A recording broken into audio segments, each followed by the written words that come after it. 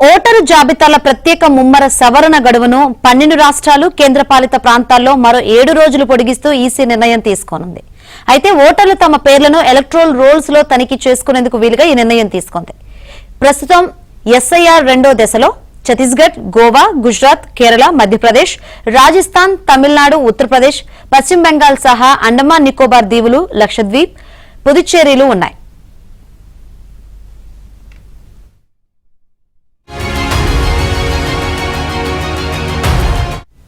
కొత్తగా ప్రకటించిన మార్పుల ప్రకారం ఎన్యూమరేషన్ ప్రక్రియ గడువు డిసెంబర్ 4 నుంచి డిసెంబర్ 11వ తేదీకి మారింది. ఇక rationalisation, re arrangement of polling stations గడువు డిసెంబర్ 11గా ఉంది. Control table updation, draft roll ను సిద్ధం చేసే ప్రక్రియ డిసెంబర్ 12 నుంచి 15 వరకు జరగనుంది. Draft electoral roll publication December 16వ తేదీన జరగనుంది. క్లైమ్స్, అభ్యంతరాల ప్రకటనకు డిసెంబర్ 16 నుంచి 2026 జనవరి 15వ తేదీ వరకు సమయం ఇచ్చింది.